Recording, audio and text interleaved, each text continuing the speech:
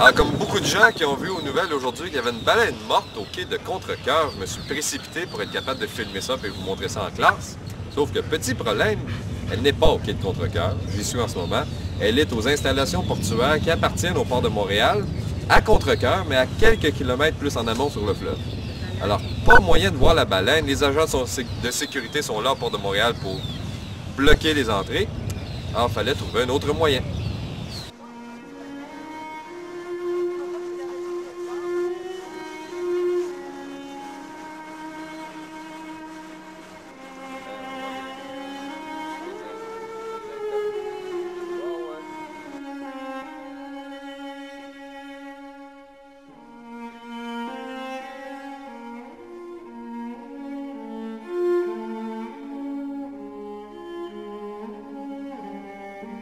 Les installations portuaires du port de Montréal, mais à Contrecœur. Et c'est ici qu'une baleine s'est échouée. Ça, 1 ou 2 jours, capitaine? Ils l'ont trouvé hier. Ils l'ont trouvé hier? Ouais. Il peserait environ 50 tonnes. Est-ce que ça fait dire par les biologistes? Entre 40 et 50 tonnes. 40 et 50 tonnes. Notre capitaine ce matin a accompagné les journalistes de Radio-Canada. Alors on a le même service VIP pour venir voir la baleine. Parce que l'accès au port est interdit par mesure de sécurité. Un gros bateau qui décharge. Et on n'aurait pas accès à l'extérieur. Alors on a nolisé un bateau pour être capable de venir la voir. Ouais. Si les gens pour être sûr de ne pas nous voir. Vas-y, vite. Vous montrer, filmer à quel point c'est moelleux, c'est cireux. Ouais. Elle est en train de se gonfler. Pour moi, c'est un escousse. Ouais, elle est en train de pourrir par en dedans. Là, il y a de l'expansion des gaz dans l'estomac. Là, elle va gonfler comme un ballon. Ça sentira pas bon lorsqu'ils vont rouvrir ça, faire la dissection. Parce que sûrement que les biologistes, c'est ça qu'ils vont faire quand ils ont l'occasion. C'est de les disséquer pour voir leur état de santé, puis de quoi ils se nourrissent. C'est quoi, là? Oui, c'est pas filmé. Elle marche, là? Ah ouais. Faut-tu marquer record, là? Là!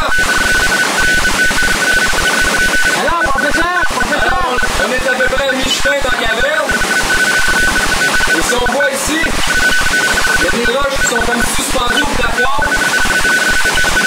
Parce que la roche qui est autour, c'est des radeaux de cubite. C'est la roche qui a été enlevée par l'acidité de l'eau. C'est la roche qui contient du calcaire.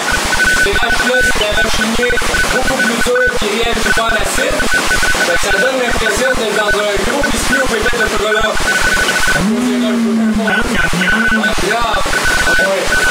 Alors on voit l'eau qui s'écoule ici.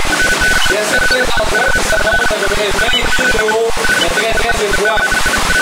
Je vais filmer surtout, puis vous montrer, c'est à quel point à l'intérieur du sol, lorsqu'on a des arbres autour, qu'il y a un gros réseau de racines qu'on peut observer. Ça va pas si creux que ça, mais il y a quand même des très grosses racines qu'on peut regarder. Alors j'ai un érable qui est là-bas. C'est-à-dire que les racines de l'érable vont au moins un bon 10 mètres sur le terrain.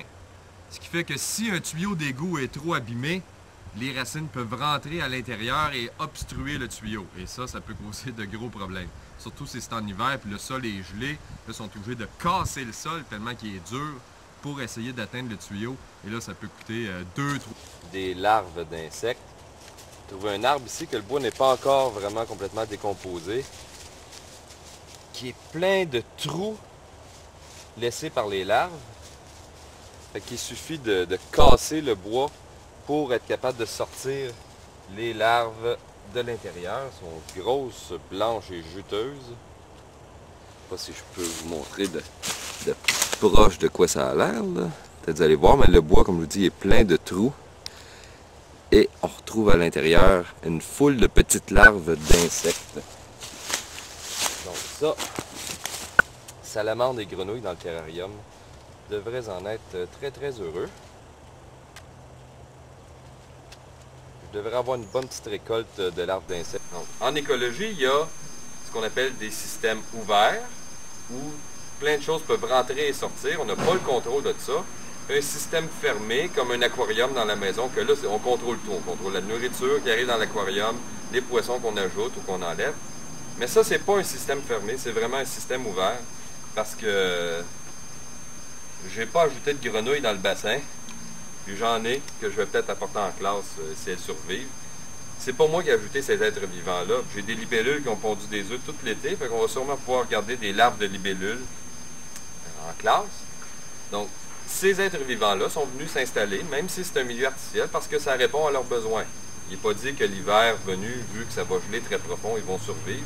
Donc, on va en profiter pour les regarder au microscope.